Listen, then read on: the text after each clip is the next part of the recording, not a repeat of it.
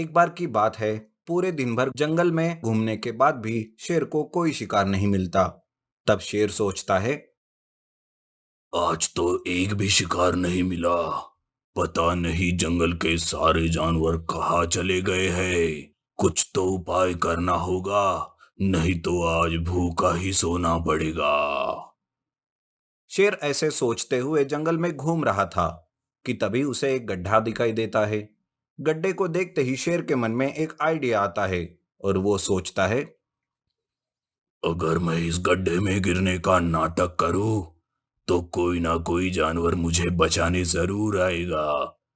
तब मैं उस जानवर का शिकार कर लूंगा। ऐसा सोचकर शेर उस गड्ढे में जानबूझकर गिर जाता है और मदद के लिए चिल्लाने लगता है। शेर की आवाज सुनकर वहां पर एक हिरन आती है और हिरन को देखकर वो शेर कहता है। अरे ओ हिरन, मुझे यहाँ से बाहर निकलने में मदद करो, नहीं तो मैं यही मर जाऊंगा। अरे नहीं बाबा, मैं तुम्हारी मदद नहीं करने वाली। मैं तुम्हारी मदद करूंगी और बाद में तुम ही मुझे खा लोगे। ऐसा कहकर हिरन वहां से भाग जाती है। हिरन का मांस खाने का मौका शेर खो देता है। तब शेर फिर से मदद के लिए चिल्लाने लगता है। उसकी आवाज सुनकर हाथी, खरगोश, इस तरह के जंगल के कई जानवर वहां आते हैं और वो भी चले जाते हैं, पर कोई भी शेर की मदद नहीं करता। तभी वहां पर एक सूअर आता है और वो कहता है। अरे अरे शेर महाराज, आप इस गड्ढे में कैसे गिर गए? मैं आपको यहाँ से बाहर निकालने में आपकी मदद करता हूँ। थोड़ी देर रुकिए। सुअर ऐसा कहकर एक रस्सी लाने के लिए वहां से चला जाता है। शेर मन ही मन में खुश हो जाता है और वो कहता है। चलो, कोई तो जानवर मेरे जाल में फंस ही गया। अब बाहर निकलते ही इस सुअर का शिकार कर लूंगा। थोड़ी देर में ही सुअर शेर को निकालने के लिए एक रस्सी लेकर आता है और रस्सी उस गड्ढे में डाल देता है। शेर उस रस्सी को पकड़ते हुए गड्ढे से बाहर निकल जाता है और हंसते हुए कहता है। अब मुझे बहुत जोर की भूख लगी है। अब मैं तो तुम्हारा ही शिकार करके तुम्हें खा जाऊंगा। अरे अरे, कैसी बात कर रहे हो शेर महाराज? मैंने तो आपकी जान बचाई है और आप मेरी जान ही लेना चाहते हो।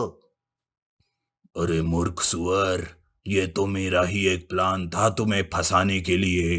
अब तुम्हें मुझसे कोई नहीं बचा सकता।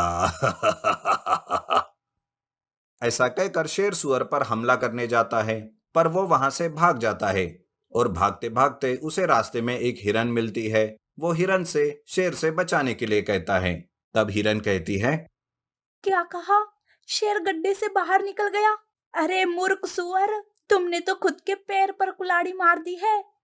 चलो भागते हैं यहाँ से, नहीं तो वो मेरा भी शिकार कर लेगा। हिरन ऐसा कहते हुए वहां से भागने लगती है। शेर को नजदीक आते देख सुअर भी तेजी से भागने लगता है। वो हर एक जानवर से मदद मांगता है, पर उस सुअर की मूर्खता पर हंसते हुए उसे कोई भी मदद नहीं करता। ये सारा नजारा उस जंगल का चतुर बंदर देखते ही रहता है और वो सुअर की मदद करने सामने आता है। तब बंदर कहता है। अरे रुक जाओ सुअर, ऐसे भागने से कुछ नहीं होगा। तुम्हें तो शेर का सामना करना चाहिए। अरे बंदर भाई, शेर बहुत ही खूंखार है। उसका सामना भला मैं कैसे कर सकता हूँ? अगर तुम मुझे बचा सकते हो तो बचा लो। अरे शेर को शक्ति से नहीं बल्कि अपनी बुद्धि से हराना होता है। अब तुम देखते जाओ कि मैं क्या करता हूँ। इस तरह से उन दोनों की बातें चल रही थी कि तभी वहां पर शेर आ जाता है और वो बंदर कहता है। सुनिए महाराज, मैं ये क्या सुन रहा हूँ कि इस मूर्ख सुअर ने आपको गड्ढे से बाहर निकाला। क्या ये सच बात है? मुझे तो इसकी बात पर बिल्कुल भी यकीन नहीं है।